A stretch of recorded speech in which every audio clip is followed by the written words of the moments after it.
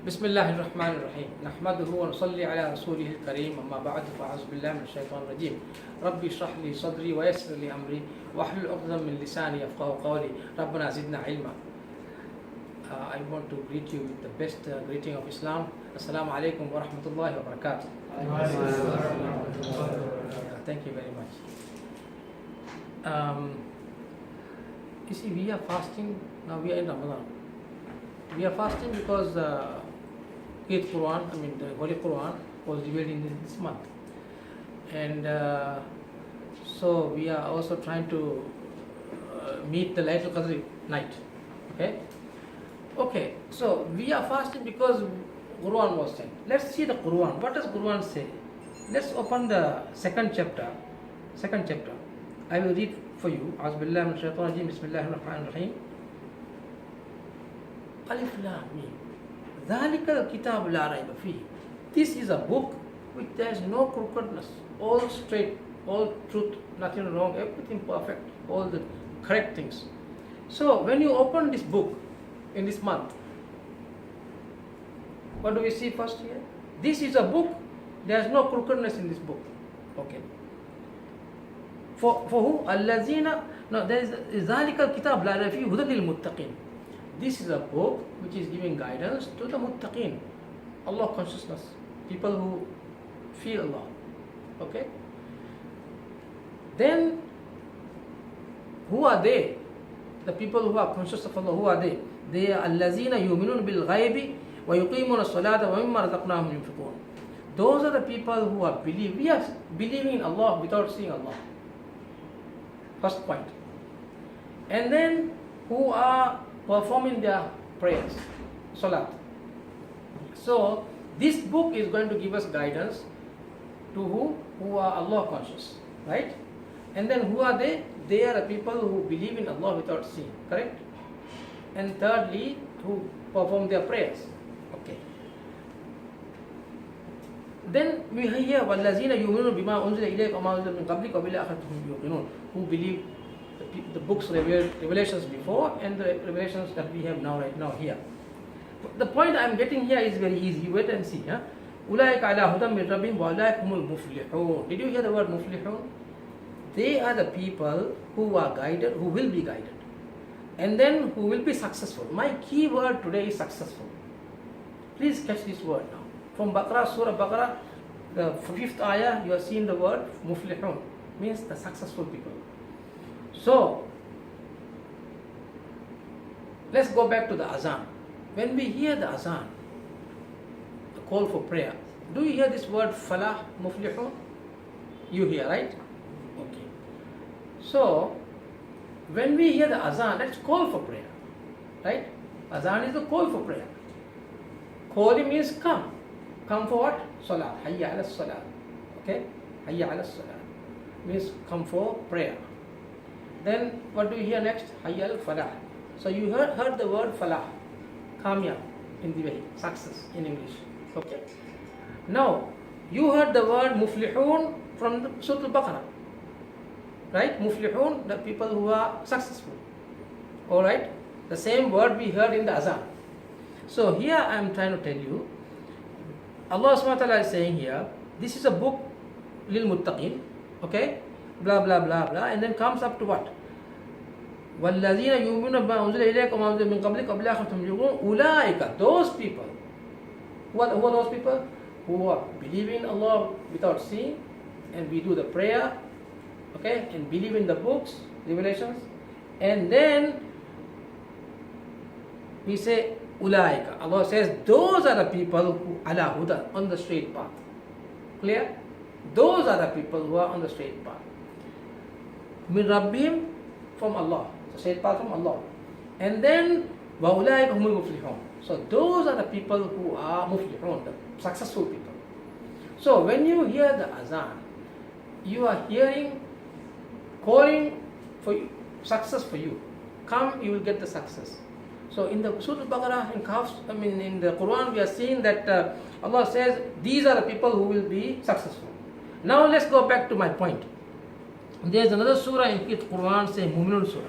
When you see the Mu'minun surah, this is surah number 23. أعوذ بالله من الشيطان الرجيم بسم الله الرحمن الرحيم قد أفلح المؤمنون الذين هم في صلاتهم خاشعون. Again you hear the word مفلحون. قد أفلح فلاح أفلح فلاح. Okay, Allah subhanahu wa ta'ala is saying here قد أفلح المؤمنون الذين هم في صلاتهم خاشعون. Definitely, surely the successful people are the people who are fearful or conscious of Allah, or you feel Allah when you pray. So in the salah, in the azan, you are invited to come and get the success. In Surah Al-Baqarah, Allah subhanahu wa ta'ala says, these are the people who will be successful. Who pray Allah without seeing Allah and believe in the revelations. Okay? And then in Mu'minun Surah, we hear that the successful people are the people who are conscious of Allah, fear Allah, love Allah while they are praying. Clear now? 1, 2, 3. Does it match? You are invited for a party. You come to the party to have dinner or lunch. Okay? And then the people who will have the lunch is really the people who are, who can choose the right menu and eat properly. Are you there? Similarly, in the azan, you are called for success, invited for success. You come and do the prayer without seeing Allah, right? Believing in Allah, believing in the book, and then if you do the prayer with Allah consciousness, with fear or khushu. So here, very clearly Allah subhanahu wa ta'ala is saying, قَدْ أَفْلَحَ الْمُؤْمِنُونَ. The successful people are those الَّذِينَ هُمْ فِي صَلَاتِهِمْ خَاشِعُونَ. In their prayer, they are conscious of Allah. Khashiyun means that you humble yourself. You know where you are, who you are yourself, and whom you are meeting, and where you have come. So that is my introduction. Clear? So my point today, as Brother Hari said, is like when we do your 5 daily prayers, we just say things in Arabic. Most of us are not Arabs. Or most of us don't know Arabic language. So this is a problem, and I want to rectify this problem in a very simplified manner. Okay, that's my aim today. It's a very big thing, the highest thing, very tough thing, but we can simplify very simple. Even the Arabs who speak Arabic language, they need to have a certain kind of mentality. Then only they can get this khushu. So my key word is falah and khushu. You will get success if you do this. Are you clear? If you do this, you will get this. So what is it that we want? The success from Allah. Okay, going to paradise and so Jannatul Firdaus, whatnot. Okay. Allah says, come to prayer, you will get success.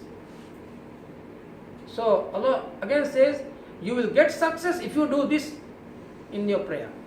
Right. I think I made my point here. All right. So, when you hear azan, what do you do? When you hear the word Allah Akbar, the takbir, Allah Akbar 4 times, you hear it. What does that mean? That means Allah is the greatest in every aspect. 4 times when you hear, just because the muezzin, the imam is calling for prayer, do you have to believe him? He is saying, look, Allah is the greatest. Do you have to believe him? You don't have to believe everything anybody say, right? But Quran is the one that tells us Allah is the greatest. So this is the book, is the everything. That's why we are fasting 30 days and Ramadan and Laylatul Qadr is coming because of that. Are you with me? That's simply. So when you hear the word Allah Akbar, you know what we are talking about. Allah is the greatest. How do you know? From the Quran. 4 times they repeat. So at least when we hear, the point is this, you see, when we are in the mosque, in the office with the tie and working and all that, when we hear the azan, we don't really, feel it properly. So my point, my task today is to make us all feel that khushu in the prayer. Are you with me? It's a small moment of few minutes we are in the mosque. Fajr prayer we have 2 rakwa, correct? Zuhur we have 4 rakwa, correct? Asr 4, Maghrib 3, Isha 4. Simply rakwa means like every rakwa is almost the same. So basically rakwa is from Allah Akbar takbir back up to takbir haram. Understand? So you do the takbir and then go ruku and sujood and up back. That's 1 rakwa finished, correct? Yes or no? Yeah. So if we know the meaning of 1 rakwa, then we can just be cool about the next rak'ah. We know the meaning. See, knowing the meaning is not enough. You have to, feel what you're saying, internalize what you're saying. So to do that, you have to start from, I like to start from the very beginning. The call for prayer. When you hear the word takbir, Allah Akbar, Allah Akbar, Allah Akbar 4 times, then it must ring the bell in your mind. This is not a joke, right? Right? Allah is the greatest in all aspects. You are hearing for 4 times repeatedly. Just because we hear it always doesn't mean, you should take it simply. That's the starting point, correct? Okay. Then he says, Ashhadu an la ilaha illallah twice and wa ashhadu anna Muhammadan Rasulullah twice. Means, I believe, I witness that Allah is, there's no God worthy of being, obeyed except Allah. And then Muhammad is messenger. You hear that, yes. You believe that, why? From the Quran. Correct? Then you hear the word Hayya ala Salat. Welcome or come for prayer. Salat. Salat actually means sila, means connection. Basically, you are going to Allah's house, you are invited to Allah's house to strengthen your bond with Allah. In the way we say, simply, you go to people, visit people and establish your friendship bond together, right? So that's what you are called for. Then you hear, come, then you get success, Hayya al-Falah. So it must ring a bell in your mind, saying, look, you are invited to meet Allah in His house and you are getting success, okay? So that is the starting point. So at least you must know that you are going to work in Amanat Takaful, or you are going to work in Ministry of Finance, or you are going for a football ground or a dinner party. You all know where you are going. That's the starting point. Unless you know where you are heading, how would you know what you do there? Are you with me? So the azan is important, but we take it simply. Okay, but when we hear the azan, automatically what we do is what? We raise our hand and say, Allahumma rabba hazihi da'wati tamma wa salati al-qa'imah at Sayyidina Muhammad al-wasilata wal-falilata wal-darajata al-rafiyat, all those things. But basically what are you saying? My Creator, you have invited me for a very perfect invitation or a meeting. Allahumma rabba hazihi da'wati tamma, perfect invitation you have given. Why is it perfect? Because you are basically going to 7th heaven and meeting Allah one-to-one. Subhanallah. If only we can feel it or imagine it, right? Okay, so you are telling Allah, you are actually, if you get an invitation card for a wedding party or another party, what do? You accept it, RSVP, or you accept it. So basically you got an invitation from Allah and you are accepting the invitation. Allahumma rabba hazihi da'wati tamma. What a perfect invitation you have given me. And was-salati al-qa'imah. Now the time has come for the prayer to go and meet you. At Sayyidina Muhammad al-wasilata. Please give Muhammad sallallahu alaihi wasallam the status in Yawm al-Qiyamah so that he can intercede between you and us. Okay, that's the case closed. Now, first thing, got an invitation, you accepted the invitation. That's it. First part clear now? Right? You got invited, you got accepted the invitation. Now what do? Get ready to the party. Take a shower or wudu. Wudu is basically the key to the prayer. You enter the room with the key open. You open the bike or cycle with the key, correct? So wudu is actually the key for the prayer, entrance. So unless people do the wudu properly, you're not going to get it right. So here again I tell you something. There are 5 categories of people who pray. Some people don't know to do the wudu properly. They just go to the mosque and do the things that others do. Will they pass the exam? No. Others do the wudu properly. They know the actions they do in the prayer, the harakat, but they don't know what they read anything. I mean, they don't even know to read it, Arabic, for example. Second category gone. Others, they do the wudu properly. They know the actions properly. They know what to read also, but they don't know head or tail of it. Nothing they understand. It's Arabic, foreign language. Clear? So they are also not passing. Others, they wudu properly, they go and do the actions properly, and then they know the things that they say in the prayer, and they know the meanings as well. But their mind is in wholesale, trade, retail, trade, amana, insurance, trade, all these kind of policies and premiums. Not in the prayer. Customer orientation or whatever. Okay? Then the fifth type is do wudu properly, do actions properly, read everything properly, know the meaning also, and concentrate and understand and feel it. That is the type of people Allah SWT says in Mu'minun Surah. قَدْ أَفْلَحَ الْمُؤْمِنُونَ الَّذِينَ هُمْ فِي صَلَاةٍ. Fi means inside the prayer, within the prayer. Who are conscious. Basically, conscious means you love Allah so much and fear Allah so much at the same time. Humble yourself. Okay? So I think now we have a starting point. Right? You know who invited, you know you accepted the invitation, and you know where you're going. Clear? So far so good. But what happens is more deviants, Muslims generally, you are born to a Muslim mother and Muslim father, and automatically you are a Muslim, born Muslim. You see, for example, if my mother was a medical doctor, trained in some Harvard or somewhere, and my father was trained in Sri Lanka, very high quality medical doctor. They got married, I was born. I never studied medicine. Will I be a doctor and will you come for treatment with me? No, you say I'm a mad fellow. Similarly, your mother or my mother and your mother, father, everybody is Muslim, then you were born for a Muslim father and a Muslim mother. Automatically, can you become a Muslim? Basically, no. So how do you become a Muslim and what is required for a Muslim is in Quran. That is why Ramadan is important. لَعَلَّكُمْ تَتَّقُونَ. Ramadan fasting was prescribed for you guys or us right now, just like it was prescribed for the people before us. Why? So that you might feel Allah and become conscious of Allah. Who is Allah? Okay? That is the reason. Not just having a breakfast every day, with a lot of types of food and all that. Tarawih and all that. No. So, let's go back to the prayer now. Definitely we got invited for a party. With Allah, meeting, appointment. Very serious appointment. That's why I told you this is a very serious talk, but I'm making it simple. Okay. You do the wudu and you tell Allah, look, please make me a clean person. So you go to the mosque in time.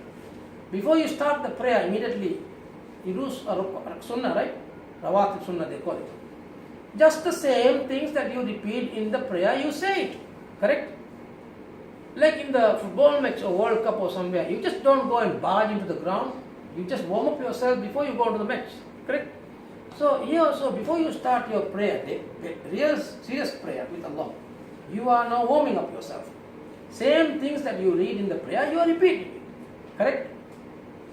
But one thing I want to highlight is, in the first rakwa you say, after Surah Fatiha, Qul ya ayyuhal kafirun. You tell, Muhammad Sallallahu Alaihi Wasallam, you tell the kafir people, La abud ma ta'budu. I'm not going to pray to the one you are praying.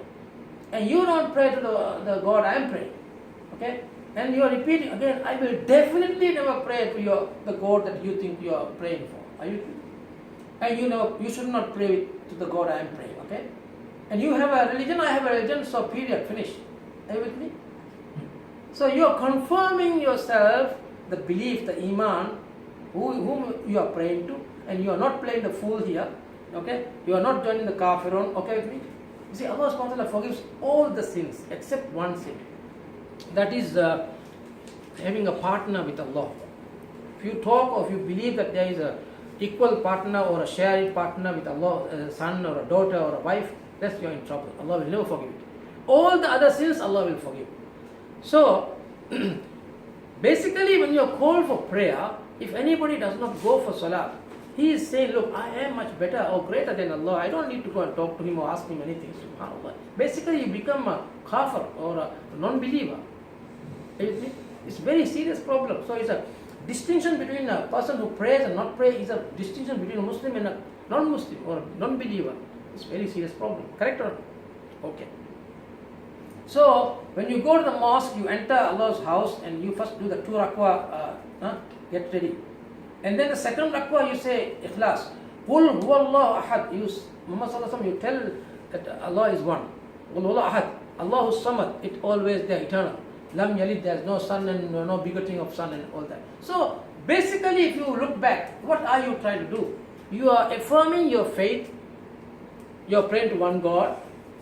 You are not going to pray for any other God. All the politics they do. Understand me? The people, they have other gods, right? Okay.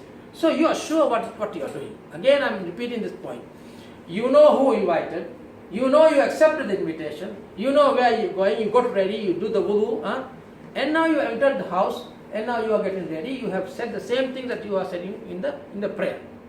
And the dua is very important. Allahumma inni as'aluka imanan daiman yubashir qalbi. Basically you are asking Allah, look, please put the belief, the iman, the faith in my heart directly into my heart. Whether we know it or not, we say that dua.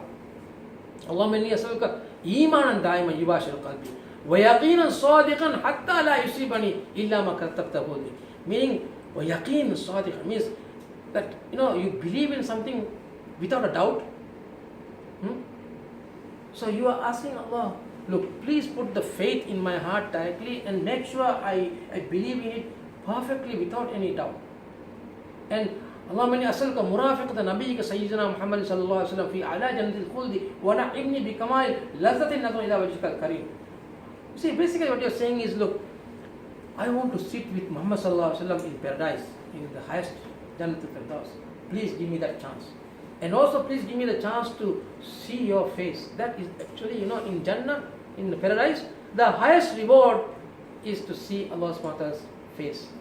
So we are asking basically, before we start the prayer and appointment, please give me this chance. Because you are going to meet now. Then the Imam says, the Iqamah means now the time for appointment has come. Now the time for appointment with Allah subhanahu wa ta'ala has come. So what do? We just make the line nicely, right? And then we get ready. And we say everything we say in Arabic, right? Usalli Fardul Asri is coming soon. Usalli Fardul Asri. I am going to pray the Asr prayer 4 rak'ah in time with the congregation, behind the Imam, and to Allah. That's what you say. That part is very clear in our hearts, right? Because we are taught to read in Arabic and again to think or feel in our heart. That is the art here. You see, Allah subhanahu wa ta'ala does not look at your tie or the shirt or the jeans or the watch or the cap or anything else, only look at the heart. This is the point here. My point is, some people or most of the people, they do their prayer with their tongue, not with their heart. But Allah says, look at the heart. So the point I'm trying to make here is, the things that you say in the prayer, although you say in Arabic, does it go through your heart and come out? See, like in the hard drive. You see, the successful person basically in the day of judgment is the person who can get back to Allah with a clean heart. All the things that we see in the world, if we properly filter it and put it into our heart, then when we go back to Allah, when the hard drive is retrieved and put into you see all the right things. You have got it right in this world. How do you do that? From the Quran and Sunnah. You see, there is only one textbook, Quran. Only one teacher, Muhammad sallallahu alaihi wasallam. We have an open book exam. We can look at it and write it. We have one exam. When we die, the paper is closed, finished. You can't write anymore. Clear? So, whatever we see, whatever we do, whatever think, or whatever, all the facilities we have is accountable. If we can put the right input, feed it or save it in the hard drive rightly, then you are successful. Okay, so my topic is, when you do the prayer, how to be Allah conscious. Yes? We have 4 chances in Asr, 4 chances in Zuhur, Maghrib 3 chances, Rakwa, Isha 4 chances. But when we get 4 chances to hit the bull, sometimes we can't hit the bull. Right? So let's start. Now, if you know where you have come, who invited you, then you know at least the beginning. Well begun is half done. Yes? Well begun is half done. So you know where you have come. You didn't go to do a, what do you call it? You didn't come for a football match or a fishing trip. You came to Allah's house to meet Allah and to talk to Allah. Alright? Okay? And what did you tell him first? I am going to pray Asr 4 rak'ah. Usalli for the Asri. Compulsory Asr. Arba rak'ah. 4 rak'ah. Adhan in time. Lillahi ta'ala. To Allah. Akbar. Allah Akbar. When you say Allah Akbar, again you are repeating the one you heard in the Azan. Correct? What does that mean? Allah is the greatest in all aspects. The moment you say that, you are locked. Meaning, you are affirming yourself that, look, there is nothing bigger than that. So all the other rubbish, should be cut off. Your mind should be focused. Because by the time you came to that point, you have really done a lot of work. Accepted the invitation, made the wudu, did the sunnah, you asked Allah to put the faith in the heart and to be with Muhammad Sallallahu Alaihi Wasallam in the paradise and to see Allah. So you have come and now you are facing Allah. See? Then you say what? Allah Akbar Kabira, Walhamdulillah Kathira, wa Subhanallah Bukratan wa Asila. Bukratan wa Asila. Bukratan wa Asila. What do you mean by that? Morning and evening, I am thanking you and I am praising you. And I talk about how perfect you are. Can you imagine you phone somebody and say, look, I am thinking of you morning and evening and but it must be a true thing. Allah knows what's in your heart, whether you're lying or making saying the truth. So, you understand? What did you say? Allah Akbar Kabira. Allah, you are the greatest in all aspects. Walhamdulillah Kathira. I thank you so much. I praise you so much. Kathira. Wa Subhanallah. I say Subhanallah also a lot of times. Morning and evening. Bukratan wa Asila. Basically, we guys, we sit in the mosque and say Subhanallah, Subhanallah many times. And Alhamdulillah, Alhamdulillah many times. But we don't know what we are saying. Basically, Subhanallah means how perfect is Allah. Can you imagine the fish in the sea? So beautiful, so many. Can you imagine the trees and the birds and the animals? Can you imagine the human beings? Allah was created in the best form. So all these things, actually, Allah created, no? Correct? Isn't it nice? That is nice. So you say Subhanallah, it means how beautiful Allah created things. And for whom these things are made? For us. So we better say thank you. Alhamdulillah. So that is actually the crux of the matter. You see, in one rak'ah, from the time you say Allah Akbar and go sajda and up back, the word that you say with your mouth or with your tongue, which is the word, the maximum, what is the word that you utter most? Allah Akbar. No. Some people say Subhanallah. No. It's hamd. You see, the first thing you said was Allah Akbar Kabira walhamdulillah kathira. I thank you very much. Correct? Correct? When? Morning and evening. Correct? And then again Surah Al-Fatiha, second verse, Alhamdulillah Rabbil Alamin. Again hamd, correct? Ruku, you go Subhan Rabbil Azim wa bihamdihi. Correct? Hamd, right? Thank him, right? Praise, right? Again you say Sami Allah liman hamida. I'm sure the one I'm going to thank is listening. You say Rabbana lakal hamdu millas samawati wa millal ardi wa milla ma shita min shay'in ba'd. Our Creator, we send you thanks, 7 skies full of thanks, and the earth full of thanks, and anything else that Allah wishes other than the sky and the earth, everything full of thanks. See how much thanks you are sending, praise you are sending. Why?